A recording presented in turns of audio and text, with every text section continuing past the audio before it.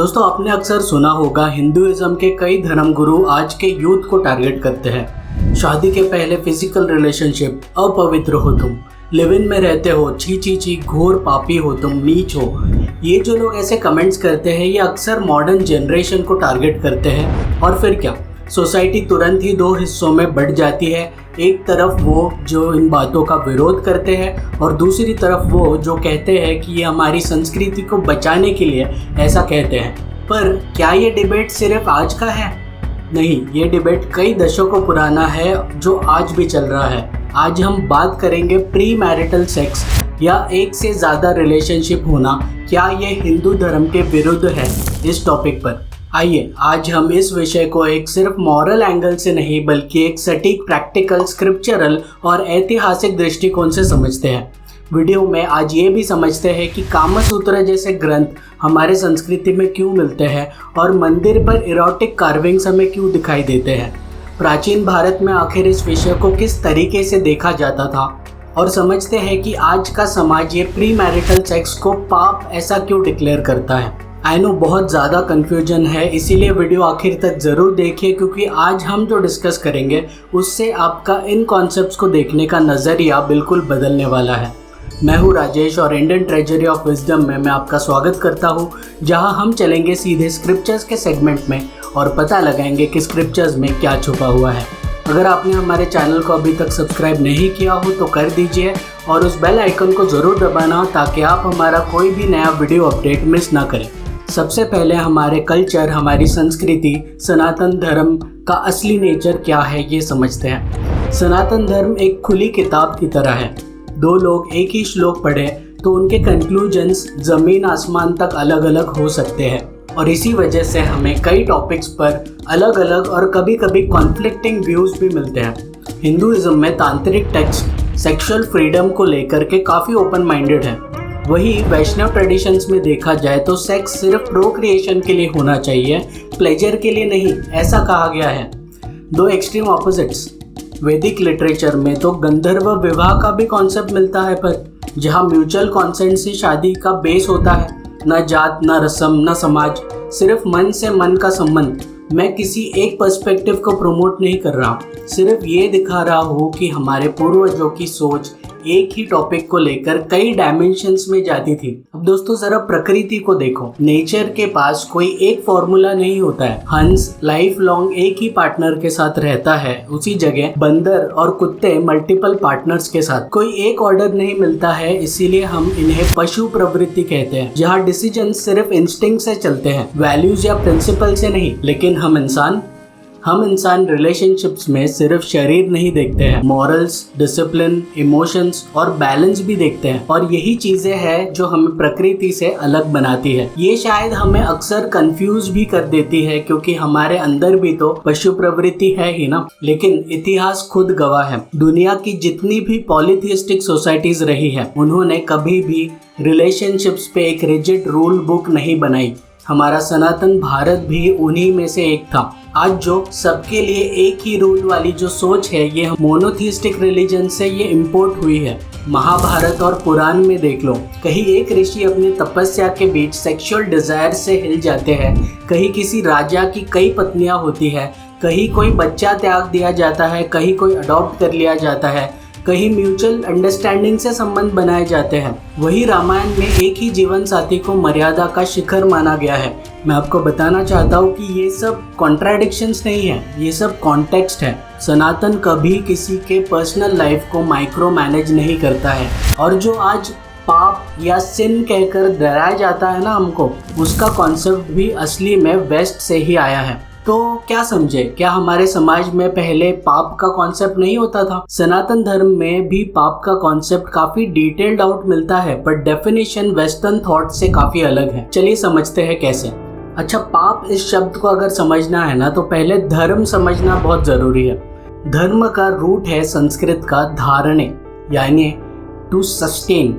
इसीलिए कहा गया है धारयति इति धर्मः। धर्म का मतलब है जीवन को समझना, इंसानियत को अपहोल्ड करना और सही और गलत के फर्क का विवेक बुद्धि हम में होना। जब आप ये समझ जाते हो तब आप पाप को भी सही से समझने लगते हो।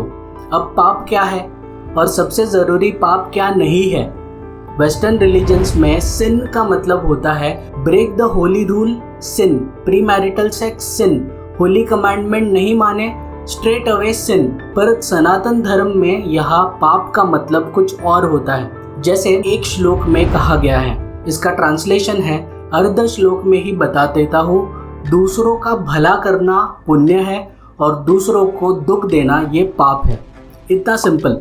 तो अगर आप प्री मैरिटल रिलेशनशिप में हो, सवाल ये नहीं है कि क्या ये पाप है, सवाल ये है कि क्या ये कनेक्शन किसी का बुरा कर रहा है या किसी का भला।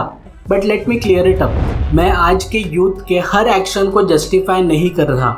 इनफैक्ट इस वीडियो में मैं आगे ये भी बताऊंगा कि हम कहाँ गलत जा रहे हैं। देखो, हमारे एंशिएंट टेक्स्ट जैसे उपनिषद, ये डायलॉग्स हैं, कॉन्वर्सेशंस हैं, ऋषियों के इंसाइट्स और एक्सप्रेशंस हैं। यहाँ रियल क्वेश्चंस उठाए गए और उनके रियल कॉन्सिक्वेंसेस भी दिए गए हैं कहानियों और एग्जाम्पल्स के माध्यम से। श्रुति टेक्स्ट को समझकर ये बात तो समझ में आती है कि हिंदुइज्म काफ़ी लिबरल रहा है, पर एनिमलिस्टिक इम्पल्सेस को फ्रीडम के नाम पे छोड़ देना ये हमारे फिलोसफी का पार्ट नहीं है। Let's decode it with the concept of काम। अक्सर सुना होगा और लोग तुरंत सोच लेते हैं सेक्स, पर काम का मतलब सिर्फ ये नहीं है।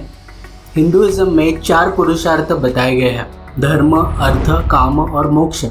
ये 4 ह्यूमन लाइफ के पिलर्स हैं, righteousness, wealth, desires and liberation.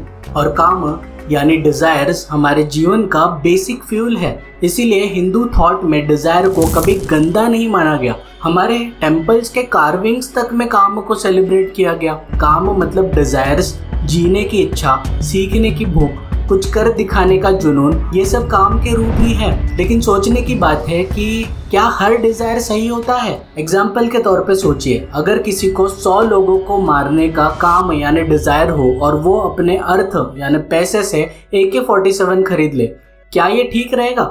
नहीं ना। यही पर आता है धर्म, वो मॉरल कंपास जो काम और अर्थ को राइट डायरेक्शन देता है, जो बताता है क्या करना उचित है और क्या नहीं।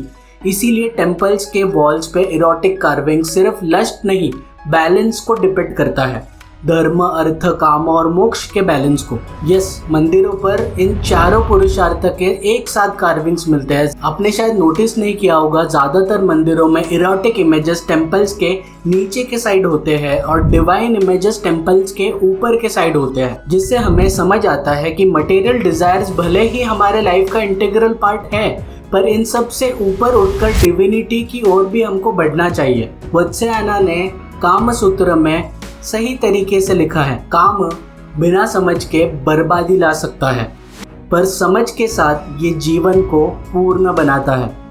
आज के यूथ को लगता है कि ये सिर्फ एक सेक्स मैनुअल है, एग्जॉटिक बना के बेच दिया गया है इसे मार्केट में। काम सूत्र सिर्फ पोजीशंस के बारे में नहीं है, इसमें बात होती है कैसे अपने पार्टनर को इमोशनली समझे, उनके नीड्स को कैसे पहचाने। आज के मॉडर्न यूथ में यही कंफ्यूजन मेन है। हमें लगता है कि डिजायर्स ही सब कुछ होते हैं और हम एंशिएंट इंडिया के लिबरलिज्म को कुछ अलग ही समझ लेते हैं। हमें ये समझने की ज़रूरत है कि एंशिएंट इंडिया की तरह लिबरल तो हमें होना है, लेकिन लिबरलिज्म सिर्फ इंटेलिजेंस नहीं होता है, वो डिसिप्लिन के साथ आता है विद द सेंस ऑफ धर्म।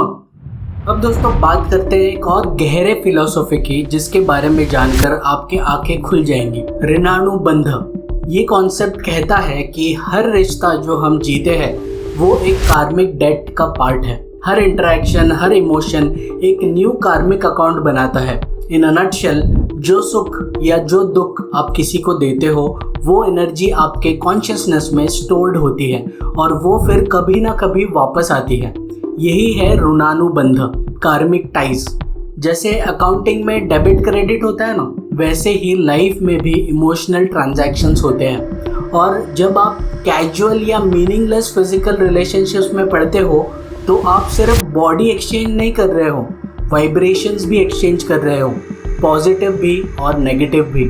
और क्योंकि ह्यूमन बीइंग्स का चित्त यानी मन कॉम्प्लेक्स होता है, जेलसी, इनसिक्योरिटी, फियर, गिल्ट जैसे इमोशंस भी इसमें चिपक जाते हैं। तो सोचिए एक ऐसा रिश्ता जिसमें ऑनेस्टी नहीं है, लॉन्ग टर्म इंटेंशन नहीं है, सिर्फ टेम्पररी प्लेजर है, क्या उसमें कार्मिक बर्डन बढ़ेगा या घटेगा? दोस्तों, समझना बहुत ज़रूरी है कि सनातन धर्म का एक गहरा अर्थ है पशु प्रवृत्ति से मुक्ति पाकर दैविक जीवन की ओर बढ़ना। मतलब जानवर जैसा जीवन जहाँ सिर्फ डिजायर्स होते हैं, उससे ऊपर उठना एक हायर कॉन्शियसनेस की तरफ। थोड़ा प्रैक्टिकली सोचिए, शादी ये अपने आप में कोई डिवाइन दरवाज़ा नहीं है।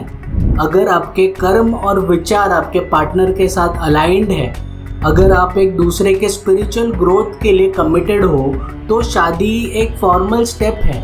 उसका मेन फाउंडेशन तो आपका रिलेशनशिप है। श्री रामकृष्ण परमहंस ने एक बड़ी ही सुंदर बात कही थी, एक समय के बाद अपने जीवन साथी को सिर्फ एक डिजायरस ऑब्जेक्ट की तरह मत देखो, उसे एक स्पिरिचुअल साथी की तरह देखो।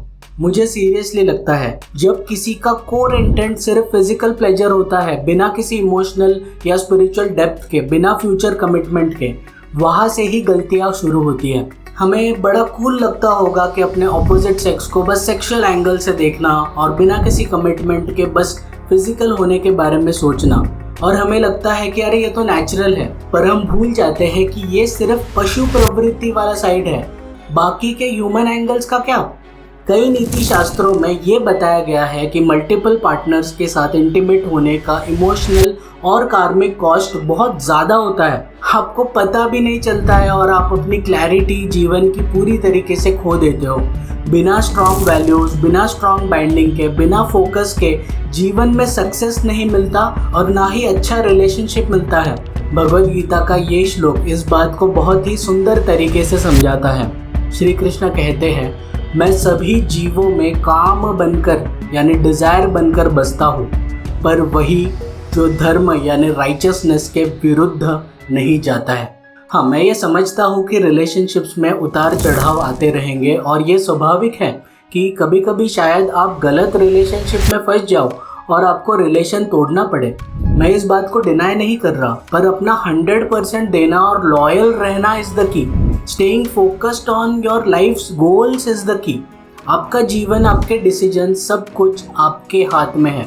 मुझे अभी इसी वक्त नीचे कमेंट सेक्शन में ज़रूर बताइए कि इस विषय को लेकर के आपके थॉट्स क्या है और क्या ये वीडियो देखकर आपको कुछ नया सीखने को मिला। मैं जानने के लिए उत्सुक रहूँगा। हमारे चैनल को फाइनेंशियली सपोर्ट करने के लिए स्क्रीन पर दिए गए इन डिटेल्स को प्लीज़ फॉलो कीजिए। अगर आपको ये वीडियो इन्फॉर्मेटिव लगा तो लाइक कर दीजिए और चैनल को सब्सक्राइब करें। और हाँ, अगर आपको 4 पुरुषार्थ, धर्म, अर्थ, काम, मोक्ष अगर डिटेल में समझना है तो यहाँ इस वीडियो पर क्लिक करके आपको बहुत ही इंटरेस्टिंग फैक्ट समझेंगे, तो इसे ज़रूर चेक कीजिए। वीडियो का आखिर तक देखने के लिए आप सभी का बहुत बहुत धन्यवाद। मिलते हैं अगले वीडियो में, तब तक के लिए नमस्ते।